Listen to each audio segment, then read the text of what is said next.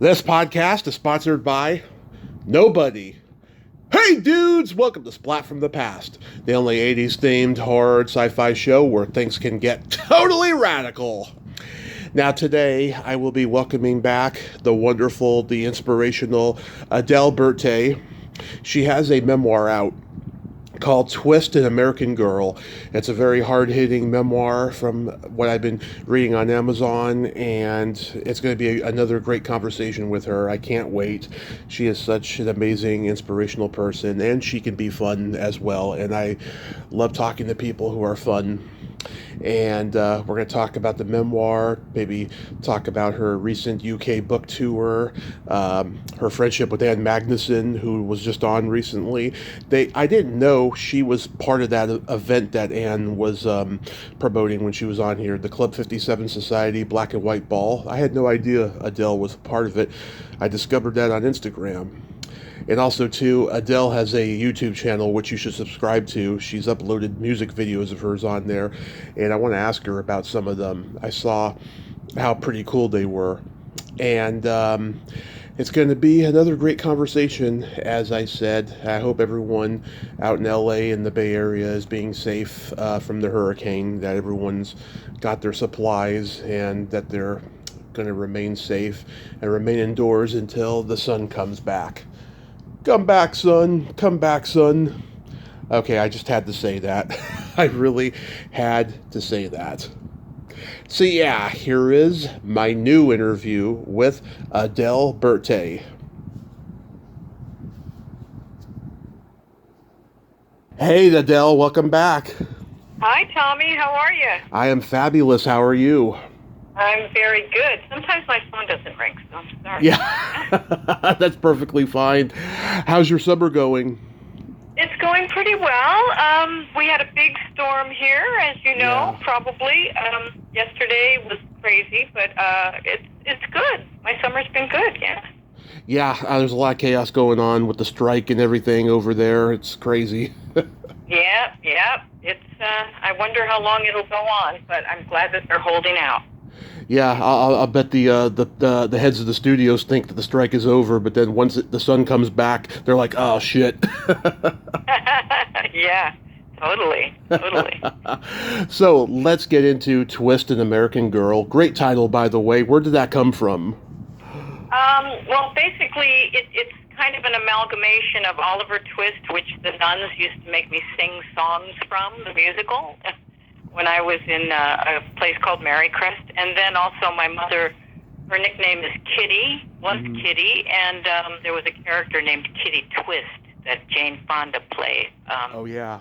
In Walk on the Wild Side, and the guys on my father's side of the family used to call her that, so...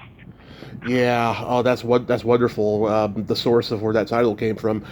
Now, last time we talked, we mentioned that you grew up, without your parents. You were mostly foster care, convents, orphanages, etc. And I want to start by asking a heavy question. We've seen the child care system get progressively worse in the last 50 or 60 years in terms of, child abuse and sexual abuse. Did you ever in your wildest dreams think that one day the system would only get worse?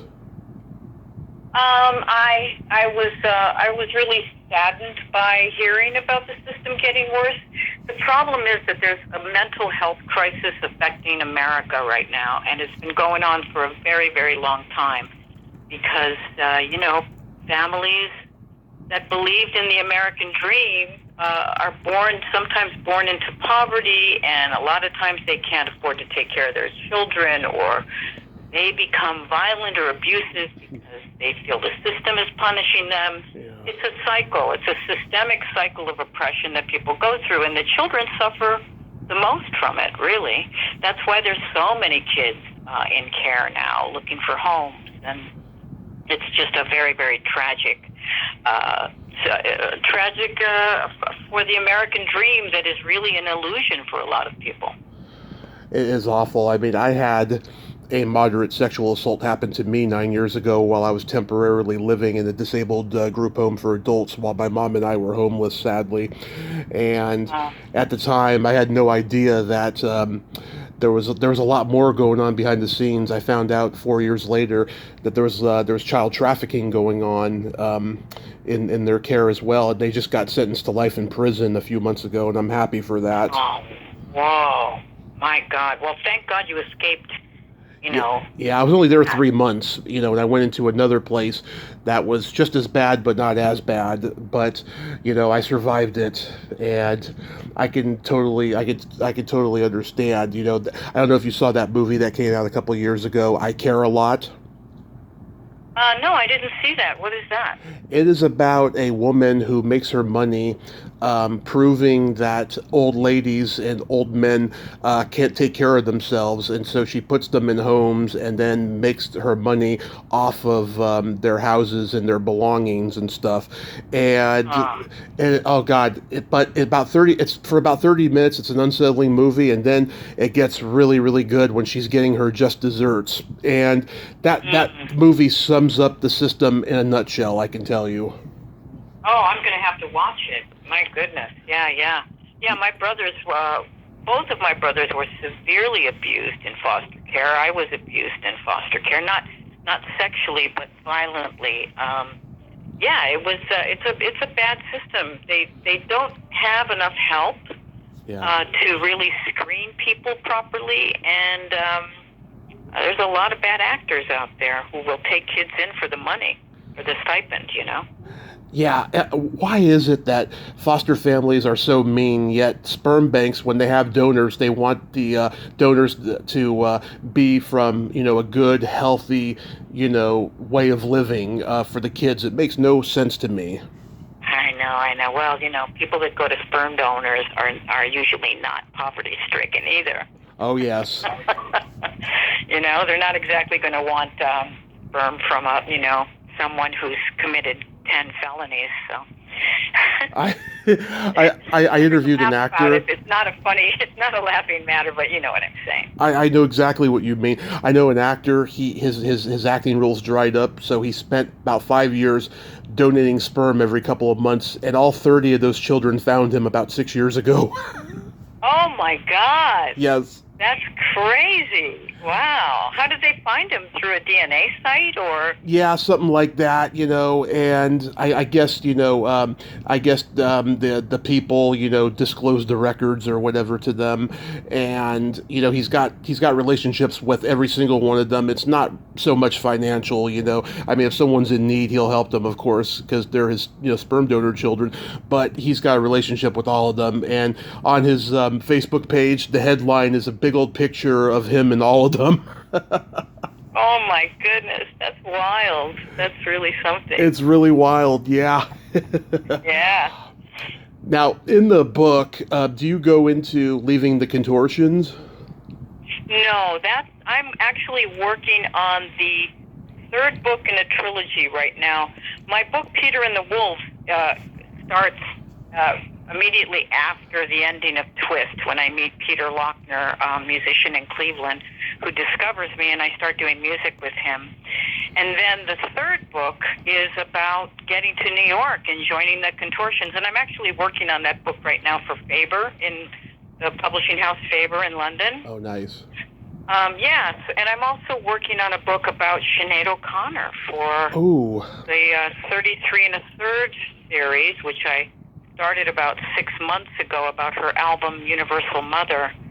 So I was just devastated to hear about her death. It really came in the middle of me writing this book, and it's a lot. It was a lot. That Prince song, Nothing Compares to You, has always been a staple of my life. I sing it in karaoke for years. I just love that song. And it's amazing. I mean, she had a huge hit with that song. I think she could have had more, success and more hits, but I guess, she just faced a lot of bullshit in the industry. And plus, she tore up that picture of the Pope on Saturday Night Live and all that, Mm-hmm. Yeah, and people didn't understand at the time when she did that, what was going on in the church, all the cover-ups about sexual abuse by priests. And And then also she was in a Magdalene Laundry. I was in the same in Ohio. I was in a Magdalene Laundry in Ohio. The same sisters, the same order of sisters, the Sisters of the Good Shepherd, had a Magdalene Laundry in Cleveland. So I understand her and I had many parallels in our lives, and she was an activist. She really was intent on exposing a lot of corruption and fighting for, rights of African Americans. And I mean, she was always an activist, and I think that's another reason why she never had big hits. But she was vindicated because they did find out that what she was talking about in the church, the sexual abuse, it was really happening. Absolutely. It still is pretty sad, really. Yeah, well, she was really tortured for that. I mean, you had guys like, it was kind of heartbreaking because you had guys like Frank Sinatra and Joe Pesci talking about how they wanted to kick her ass, I mean, that was devastating to me. But I grew up with Italian men like that. They can be incredibly sexist and brutal about. Oh yeah. And it's one thing to not grow up with that kind of a life, but don't shit on others who did. Listen to what they have to say. Yes, exactly. And yeah, I mean, the church. What to say about the church? I loved the church as a kid because it gave me peace and hope and a sense of harbor, safety. But then you realize how much corruption is involved, and it's been a very destructive force in society, I believe, in terms of women and children and everything else. It's very patriarchal and a machine system. Everything, yeah, it's really awful. But so you're currently writing that book about Sinead O'Connor. How long did it take you to write this one? The Sinead, the twist. The twist, yeah. American Girl. I started that book over 10 years ago, so I've been writing it in fits and starts along the way. I would write some. It was a very hard book to write. I would put it away in a drawer. Yeah. And then, it would sit there for maybe a year or two, and I would pull it back out and think, am I ready to expose this to the world? Actually, Tommy, a lot of it had to do with me finally getting it out because I felt that part of the artist's duty is to show what has not been seen, make the unseen visible. And these are lives that people don't write about a lot, or you don't see it in literature or on the screen. And as you know, I'm talking to you, and you've been through similar things. So this is pervasive in our society, but everybody in culture, the gatekeepers want to keep it repressed and underground, Exactly. So, and it needs to be seen because we are the systemic people who are punished in this society for not being who we should be according to. Exactly. They don't like anybody that's different, and the ironic part is they're different too. Yep, for sure. Yep. Now you recently had a UK book tour, right? I did. Yeah. Yeah. How was it? It was so much fun. I mean, I did live there for several years in the mid '80s when I was working with Dolby and Culture Club, and I had a hit over there. So I have friends there, and I'm very familiar with London, and I love Ireland. I love London. It was great to be there, and I also got to spend a week in Paris with my friend Gail Ann Dorsey, who's an amazing musician, and she used to play with David Bowie. She was the bass player with David for a long, long time. So I had a great time, and now I'm back to work 6 hours a day writing at my desk. Oh, that's wonderful. So you had a good turnout. Everyone came out to meet you. Yeah, it was a great turnout. Lovely time. Because I could reunited with old friends too, which was good.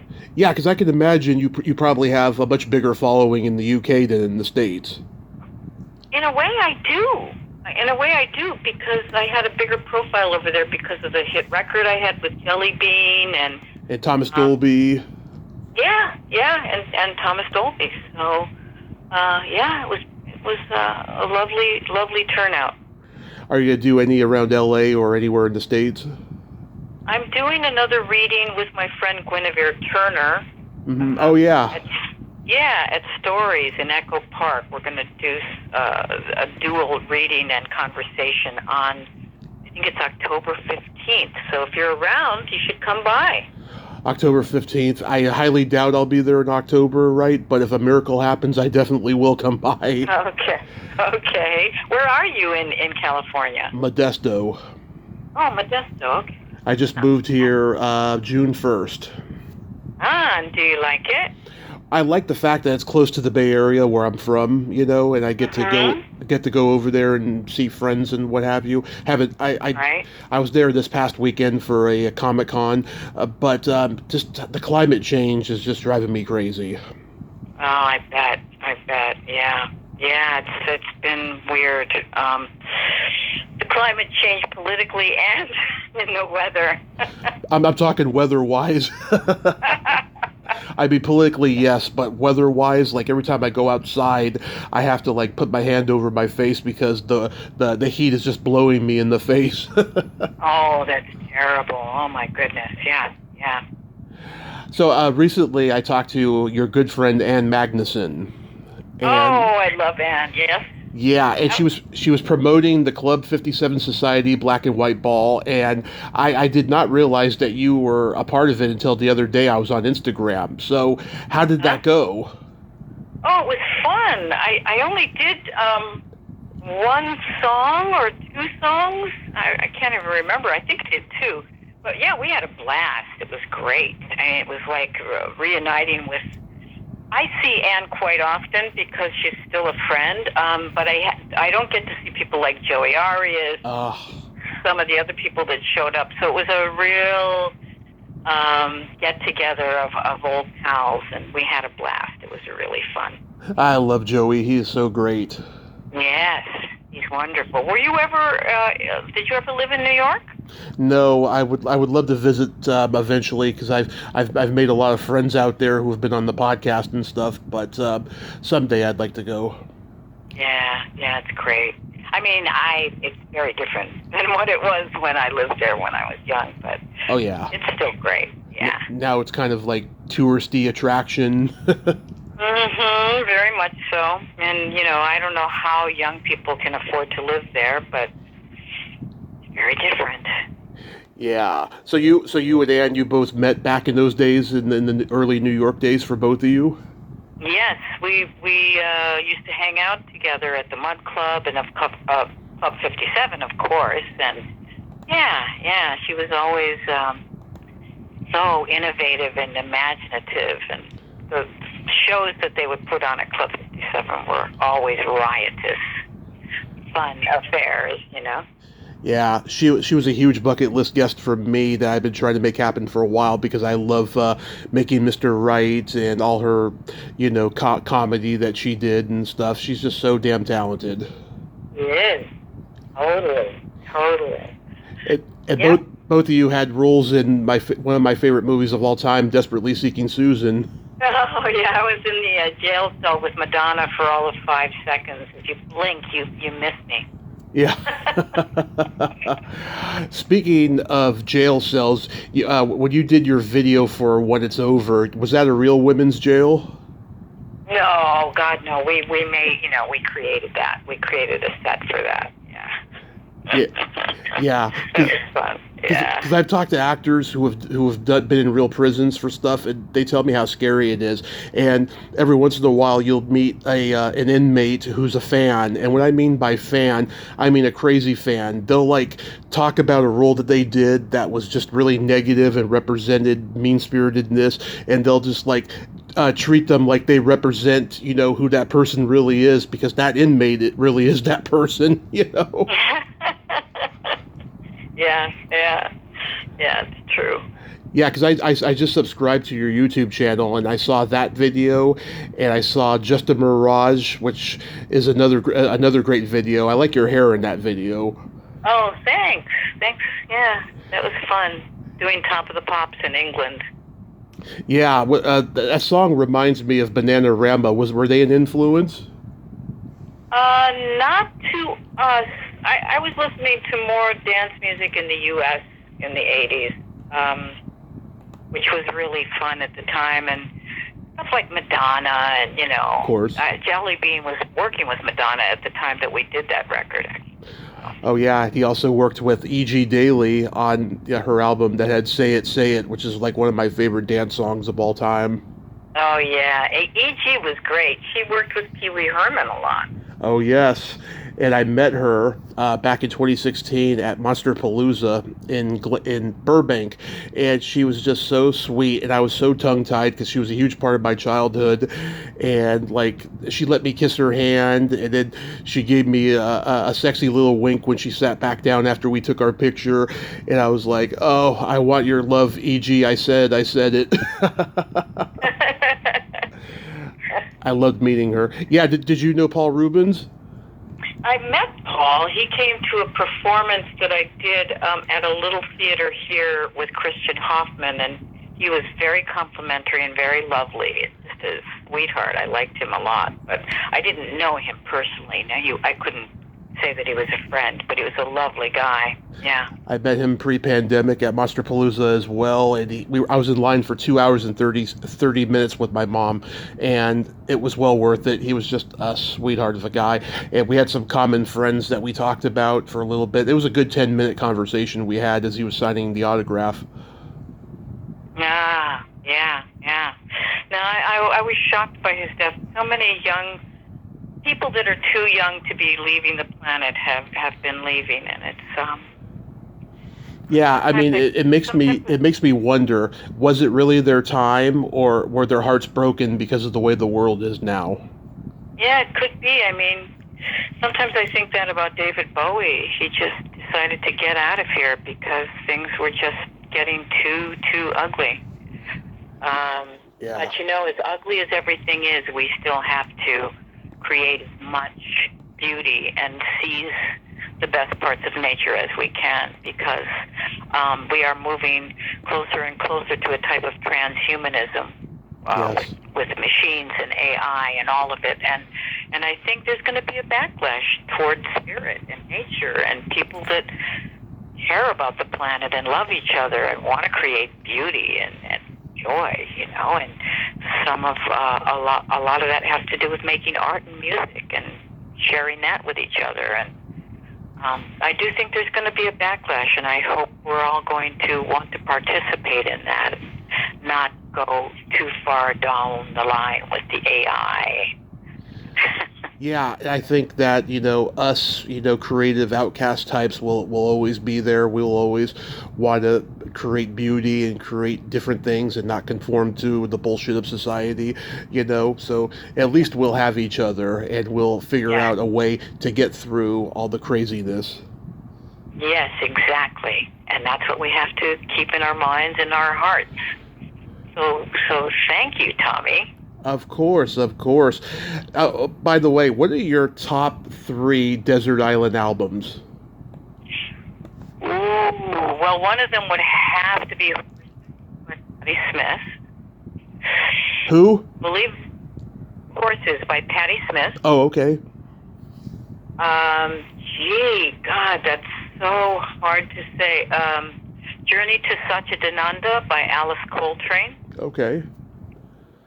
And I'm guessing it's a Bowie album. probably, Ziggy Stardust and the Spiders from Mars. Oh, one of the best. I have so many favorites, but like mine are like the Doors' first album, Van Halen's first album, and the Go-Go's Beauty and the Beat, because those 3 albums represent LA music in different eras in a nutshell, like the definitive, psychedelic, hard rock, heavy metal, and punk, all 3. Yeah, it's great. I mean, if I had to throw one more in there for good measure, it would be Laura Nyro with LaBelle, her album "Gonna Take a Miracle," which is one of the most extraordinary records that's ever been made. Sure. Oh yeah. Her name came up earlier. I was talking to Steve Binder, who directed the Elvis '68 comeback special for Elvis, and he mentioned he was partners with Bones Howe, and he was producing one of her albums at the time. Nice. Yeah, Laura Nyro was a goddess. Another person that left the planet early, too early. Did you get to know her? No, I did not, unfortunately. I got to know a couple of the people in LaBelle, but not Laura. I see. So we got to play my secret silly game. This is a series of silly slumber party questions. No win or lose. It's just pure fun. And how the game works is I ask you the question, you answer it, and then you ask me that exact same question and I answer it. And feel free to comment on answers because they might be funny. Okay. I played this with Pleasant, and every answer she had was funnier than the last. Well, Pleasant is amazing. I love her. Yes. Adele, are you ticklish? Oh, hell yes. Very ticklish. It doesn't take me much. Same here. What about you? Are you ticklish? Oh yes, it doesn't take much for me either. I might hit you in the groin if you tickle me without warning. Oh yeah, I might have fists flying too if you tickle me too much. Is your belly button an innie or an outie? It is an innie. An innie. What about yours? It is also an innie. Okay. What color are your toenails painted? Right now, a shiny copper color. And yours? Right now, they are completely naked. They were purple lavender for months, and then I took it off, and I was going to paint it for the Comic-Con this weekend, and then I just didn't have time. So right now, they're completely nude. Yeah, I like that. Nude toenails are very good. You're supposed to let them breathe. Yes, and hopefully they'll look healthy as well, too. In some cases they don't. What would you say is your best personality trait?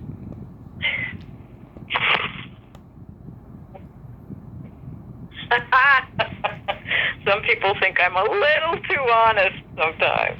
I love it. I am just completely turned on by it. What about you? What's your best? Well, being that I'm a Gemini, I have empathy and I have no filter. Well, see, that's good. That's really good to not have a filter. Well, that also plays that's part into. Of being honest. Well, that also plays into people think I'm a little too honest as well. Yeah. I get that. Boy, do I get that. If you could have anything named after you, what would it be? Ooh, let's see. Gee, a tiny little statue in Dublin somewhere. Ooh. I like that. Yeah. What about you? A vibrator. That's a good one. That's a good one, Tommy. Oh yeah, how does this sound? The Tommy Chatsy. That's good. I would buy it. Thank you. Yeah. My pleasure is your pleasure. And then my favorite question, is there a stinky smell that just makes you gag? Oh, gee. Yes. Grandfather's socks. Oh, I take it you had some bad ones. I've smelled some bad ones, yes. What about you? Either farts or feet. Oh, well, grandfather's socks, feet, have things in common there. I take it, being Italian, you're very sensitive to smell. I'm very sensitive to smell. Yeah. Very. My mom is Italian, and I inherited from her. Yeah, we are very sensitive to smell. My mother more so. Like, she can go anywhere and say something stinks in here. I Yeah, it is an Italian thing. It's true. It is. It's neurosis is what it is. Oh, totally. My Italian grandmother, she bleached everything. I believe she sometimes bleached light bulbs. I mean, she was insane with the bleach, the cleaning. It was like over the top. She smelled of bleach and dough. She bleached light bulbs. She always made her own bread and her own pastas. It was dough and bleach. I love it. So, do you have anything else upcoming you'd like to mention? Upcoming, really only the Guinevere Turner reading at Stories in LA on October 15th, and then hopefully my Sinead book will come out sometime in the new year.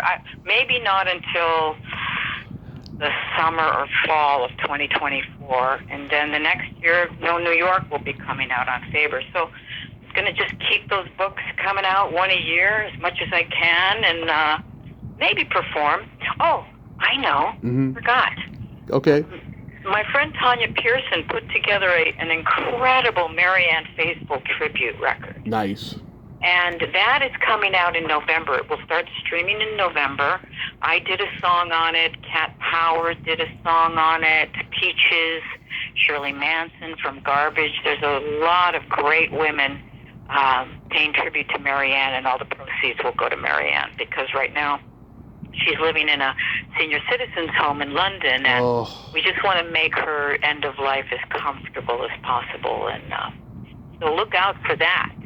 Absolutely, that'd be so wonderful. I'm glad you're doing that for her. Yeah. Yeah, it's going to be on In the Queue Records, and if you just look for my name or any of the, it's in November. I think towards the end of November. Wonderful. So, Twisted American Girl is available on your website and on Amazon, correct? It's not available through my website. It is available at the Z Books website, okay, which is the publisher, and it's also available on Amazon, yes, and should be in a lot of local independent bookstores as well. Wonderful. Adele, again, you are so inspirational and amazing. Thank you so much for coming back on today. Thank you so much, Tommy. It's always a pleasure to talk to you, and I hope we can do it again. Yes, when the Sinead book comes out, I will definitely reach out to you. Oh, great. Thank you so much. You have a wonderful rest of your summer, okay? You as well, and be safe out there, and don't let the craziness of LA get to you. I'll try not to. It's hard, but I'll try. Yes. Okay. Bye-bye. Okay. See you. Bye-bye. Well, there you have it. Adele Bertei. Ain't she a sweetheart? I just love talking with her. She is just so amazing and so fun. And I'm glad we got to talk again. Yes, buy her book, Twisted American Girl. Not on her website, but it's on Z Books and Amazon. And take a look out for the Marianne Faithfull benefit in November. And yeah, just, go check out Adele's YouTube channel, because it's also amazing. Well, until next time, this is Tommy Throwback Kovac saying there's no shame in living in the past, because the present sucks. Later, dudes.